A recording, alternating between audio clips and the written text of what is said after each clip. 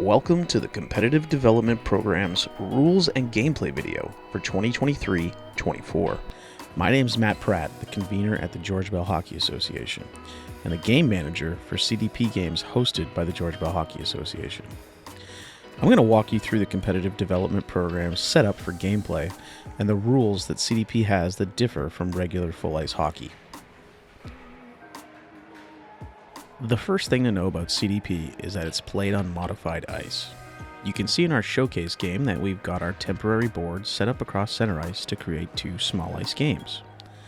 The way these small ice games are set up is dependent on the age of the players playing the game.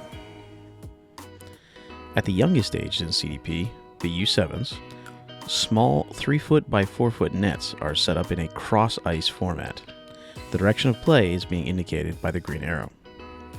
Each team has a goalie and 4 players on the ice, and players at U7 use half-weight blue pucks. At the older ages of U8 and U9 CDP, the direction of play changes to go in the same direction as normal hockey. U8 games use the same 3-foot by 4-foot nets as the U7s, but they graduate to using the full-weight black pucks. U9 games use the black puck as well, but this year for 2023-24, we're introducing a change at the U9 format. U9 games will now be played with a 3/4 size modified ice surface. This means that teams will be playing 5v5 with 1 goalie per each team on the ice with full-size nets and the black pucks. U9 games will still play with CDP modified rules, including no icing or offsides, no face-offs after goals, and the retreat line after saves, until the date in January that they move to a full ice, full regulation game. In the previous examples, all the graphics were shown with temporary boards on the ice along the center line, as you can see here in the showcase game at George Bell Arena. But at some rinks for the U7 format, you'll instead see the ice modified by large foam bumpers placed along the blue lines. In these cases, the benches for the teams are actually the neutral zone. At least one coach will need to be on the ice with the players in this format to help keep things under control. And whether it's the temporary boards or the foam bumpers, the coaches will often need to help set up or take down the boards or bumpers. It's for those reasons that CDP coaches should always have their helmet and skates with them when heading to the rink for games. All CDP games have 2 periods of 22 minutes each. Warm-up is 2 minutes long, and each team may only bring 1 puck onto each side to warm up the goalie. Face-offs only occur at the start of each period. The referees will coordinate to drop the puck on both sides of the ice at the same time. Shifts are 2 minutes in length, and the buzzer will go off to indicate to players and coaches that it's time to change lines.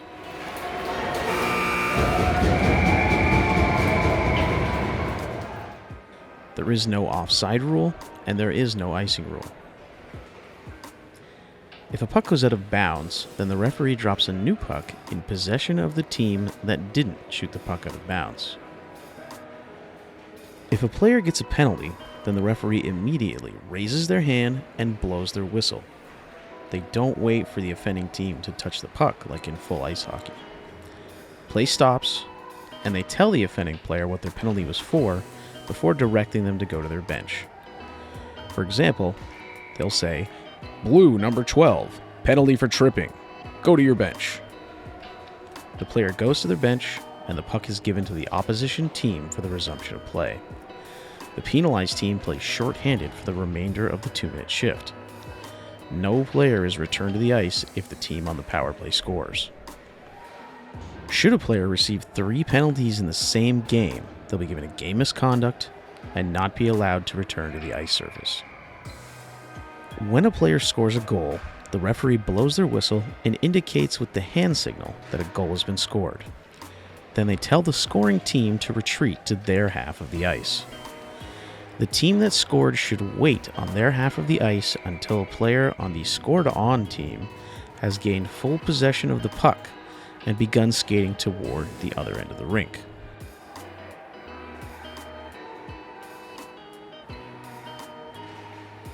The procedure for blowing the whistle and making the attacking team retreat to their half of the ice is exactly the same when a goaltender freezes the puck. Now, I'd like to emphasize the importance of the referees making the attacking team retreat and wait for the opposition to gain full possession of the puck and skate towards them. There have been too many instances in the past where the attacking team retreats, but as soon as they get to the half line, they immediately turn around and skate back in and regain possession of the puck around the opposition's net before they've even had a chance to skate out. If players are routinely not retreating fully or jumping the gun by attacking before the other team is even moving forward, it's up to the referee's discretion to give unsportsmanlike penalties to the offending players. The big rule change for 2023-24 in the competitive development program is a change to our line change procedure. Previously, we would have all the players on the ice skate to their bench and tag up along the boards when the buzzer went to change lines. Once they were all tagged up, the next line would be allowed on the ice. This year, we're making the change to on-the-fly changes on the buzzer. As soon as the buzzer goes, the players on the bench who are coming out next can head out onto the ice, and the players on the ice need to head off the ice. The onus on making sure these line changes are fair is being placed on the referees, who need to retrieve the puck and pick it up, wait until there is an equal amount of players on the ice who are equidistant from the puck or from where the puck is going, at which point they will move the puck to the neutral location and will play from there. Now that you know how the games are played, it's important to know how to prepare for those games as a coach or a manager of a CDP team. The first thing to prepare for before coming to the rink is team splits. Now, what do I mean when I say team splits? Well, every CDP team is going to have a roster between 14 and 20 kids. 2 players are going to play goalie every game, 1 on each side of the ice, and the remaining players need to be split into 2 teams. In the competitive development program, we divide the players into 2 teams by skill level. In other words, the strongest half of your team will play in the A game, and the weaker half of your team will play in the B game. The players don't change sides during intermission, and they play the opposition's equivalent teams for both periods. So strong versus strong, and the weaker versus weaker teams. Simple enough. But there is still the matter of the CDS, the competitive development stream. The CDS is the city's East End equivalent of the CDP. All season long, CDP teams will play crossover games against CDS teams, and they do their splits a little differently. In the CDS, they divide their players into 2 equally skilled teams before each game. That is to say, if you took any team and they had their A team play their own B team, that would end up being a close game. So they split their teams equally, and then when they go to play other teams, they'll play A versus A and B versus B for the first period. But then they'll play A versus B and B versus A for the second period. So when you're playing any game with a CDS team, it's important to talk to the coaches of the other team before the game to determine exactly which team split system you're going to be using. Coming to a friendly agreement on any of these rule differences is the best way to go about things, but if an agreement can't be reached between 2 coaching staffs, the rules are always going to default to the home team's preferred system. So it's important for you to come to the rink ready for both situations. The next thing it's important to come to the rink ready for is game sheets. The home team is responsible for printing out and pre-filling in the information they're able to on the game sheet, either by hand or with stickers, or printing it out with the information already filled in. At the game, the home team then gives the game sheet to the visiting team so they can fill out their roster information, again by hand or with stickers, and the game sheet is then returned to the home team. During the game, the home team is required to have 2 parent volunteers track the scoring for both games on the ice.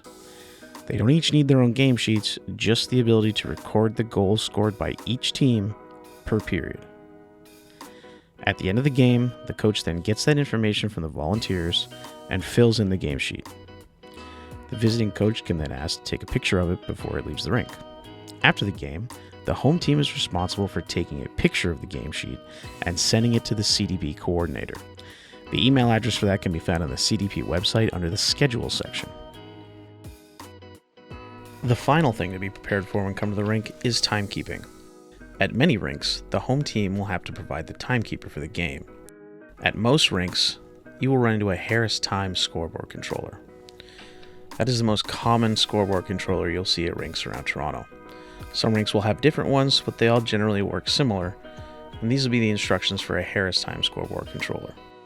It's important, because a rink might have a different controller, that the designated timekeeper for the game head to the timekeeper's box and check the controller for the instructions before the game starts, so they're ready for anything that might arise.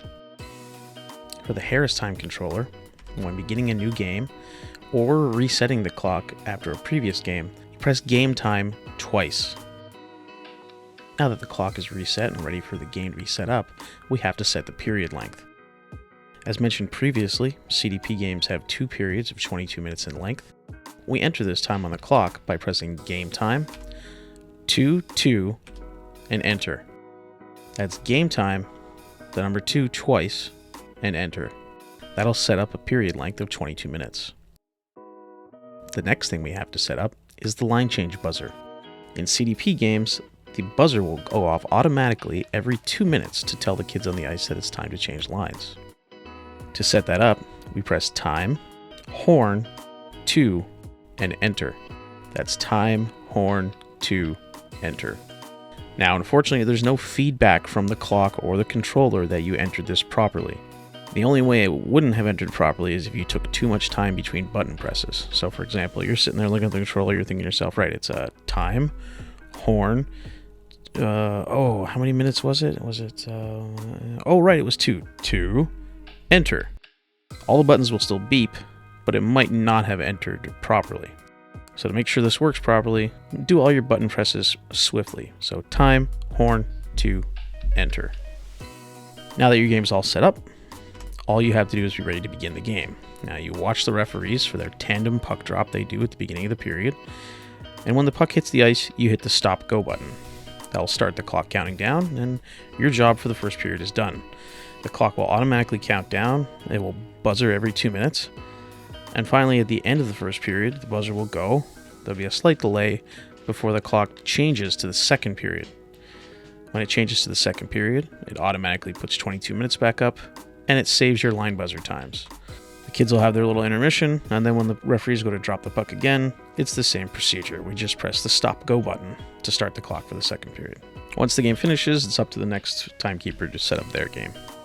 And with that, you know everything you need to know to coach or manage in the competitive development program this season. Thanks for volunteering to take on the job.